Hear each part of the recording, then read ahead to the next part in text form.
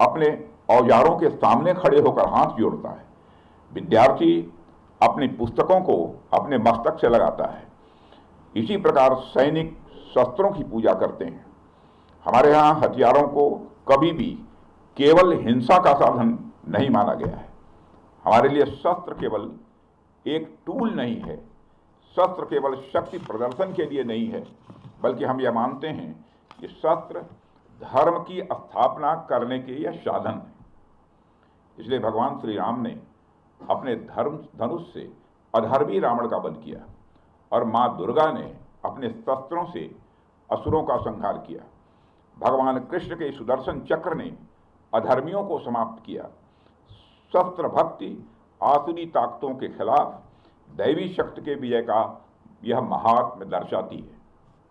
इसलिए जब हम किसी शस्त्र की पूजा करते हैं तो हम उसके साथ ही यह संकल्प भी लेते हैं कि इस शक्ति का प्रयोग केवल धर्म और न्याय की रक्षा के लिए ही किया जाएगा।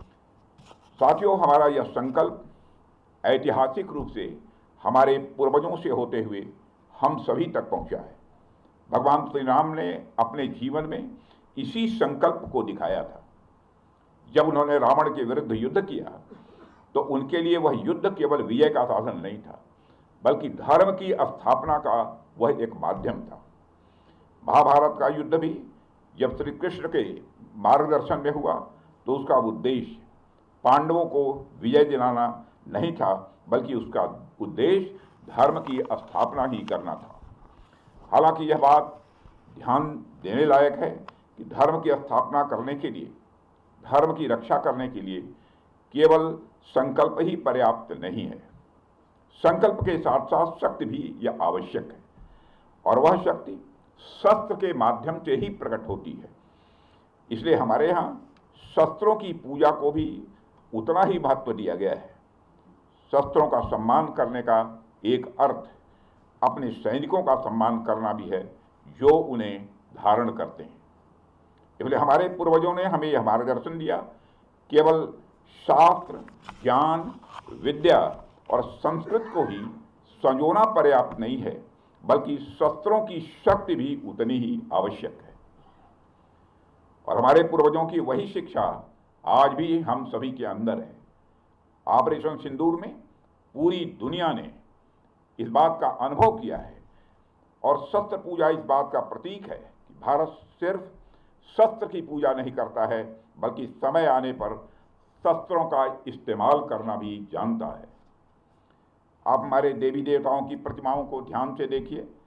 उनके एक हाथ में शास्त्र है तो दूसरे हाथ में शस्त्र है, क्योंकि हमें वह संदेश देते हैं कि शास्त्रों की रक्षा शस्त्र से ही की जा सकती है। अगर हमारे पास ज्ञान है लेकिन उसे बचाने के लिए हमारे पास शक्ति नहीं है तो स्वाभाविक रूप से वह ज्ञान नष्ट हो जाएगा। और अगर हमारे पास केवल शस्त्र है परंतु उनका मार्गदर्शन करने वाला जो ज्ञान चाहिए वह ज्ञान नहीं है, तो वह शक्ति अराजकता में बदल जाएगी। इसलिए शास्त्र और शस्त्र का संतुलन ही हमारी सभ्यता को जीवंत और अजेय बनाता है।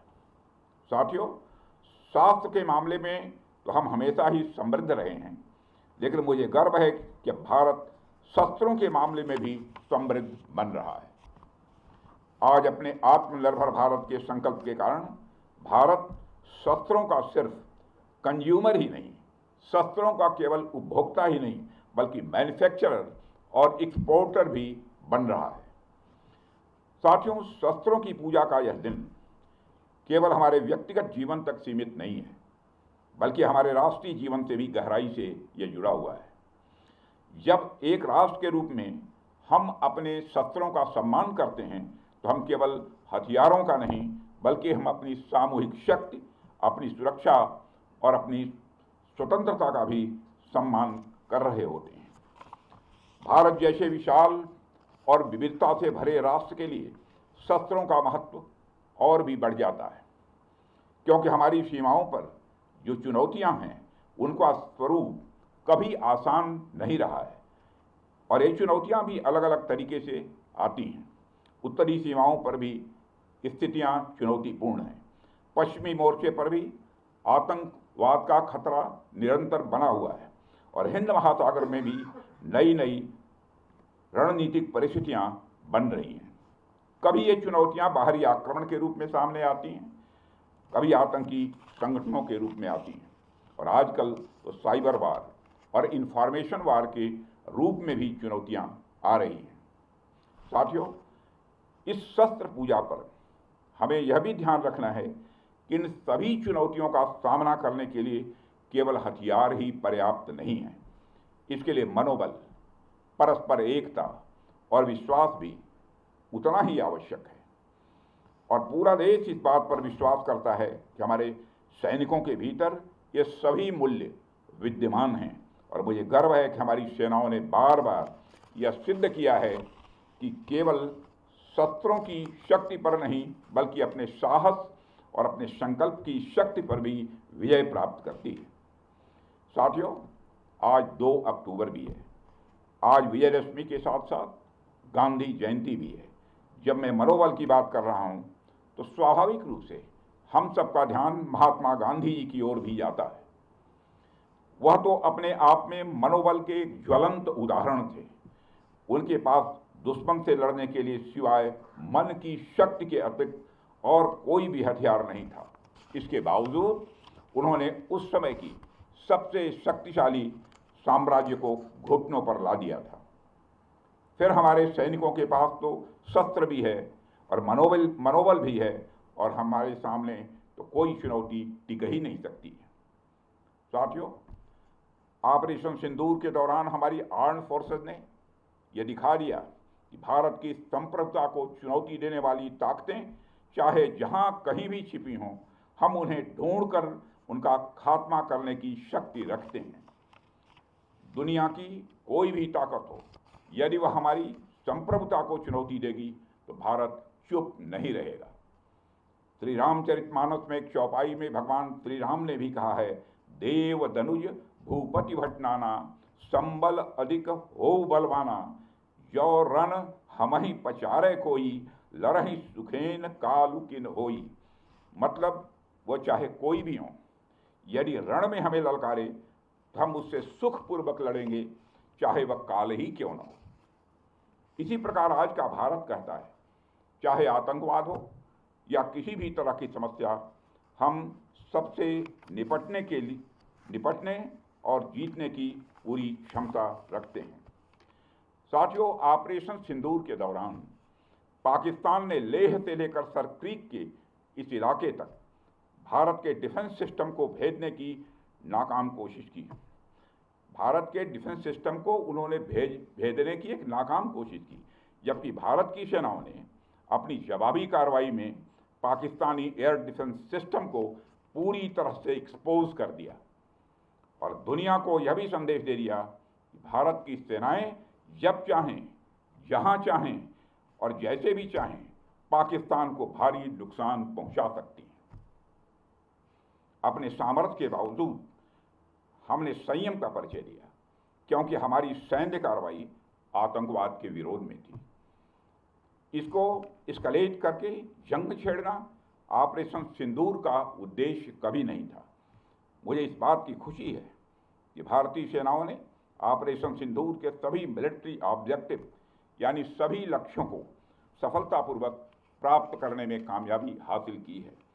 मगर आतंकवाद के खिलाफ हमारी लड़ाई जारी है। साथियों, आज़ादी के 78 साल बीत जाने के बावजूद सरक्रीक इलाके में सीमा को लेकर एक विवाद खड़ा किया जाता है। भारत ने कई बार बातचीत के रास्ते इसका समाधान करने का प्रयास किया है, मगर पाकिस्तान की नीयत में खोट है, उसकी नीयत साफ नहीं है। जिस तरह से हाल में पाकिस्तान की फौज ने सरक्रीक के सटे इलाकों में अपना मिलिट्री इंफ्रास्ट्रक्चर बढ़ाया है, वह उसकी नीयत बताता है। साथियों, भारत की सीमाओं की रक्षा भारतीय सेनाएं और बॉर्डर सिक्योरिटी फोर्स मिलकर मुस्तैदी से कर रही हैं। अगर सरक्रीक इलाके में पाकिस्तान की ओर से कोई भी हिमाकत की गई तो उसे ऐसा करारा जवाब मिलेगा कि इतिहास और भूगोल दोनों बदल जाएंगे मेरे साथियों। और 1965 की जंग में भारत की सेना ने लाहौर तक पहुंचने का सामर्थ्य भी दिखाया। आज 2025 में पाकिस्तान को याद रखना चाहिए कि कराची का एक रास्ता क्रीक से ही होकर गुजरता है। साथियों, आज जब हम यहाँ शस्त्र पूजा कर रहे हैं तो हमें माँ दुर्गा के उस स्वरूप को भी स्मरण करना चाहिए जब सभी देवताओं की शक्तियों का सम्मिलन हुआ और वह दिव्य शक्ति के रूप में प्रकट हुई। माँ दुर्गा इस बात की प्रतीक है कि जब विभिन्न शक्तियाँ एकजुट होती हैं तभी असुरों का संहार संभव हो पाता है। इसमें हमारी नेशनल सिक्योरिटी इंफ्रास्ट्रक्चर के लिए भी एक मैसेज है। थल सेना, वायुसेना और नौसेना, ये तीनों ही सेवाएं और हमारे और बीएसएफ हमारी यह शक्ति के स्तंभ हैं। जब ये सभी मिलकर कार्य करती हैं तभी हम हर चुनौती का प्रभावी ढंग से सामना कर सकते हैं। और हमारी सरकार लगातार अपनी सेनाओं के ज्वाइंटनेस पर भी बल दे रही है। साथियों, आज भी हमें ज्वाइंटनेस का ही एक उदाहरण देखने को मिला है।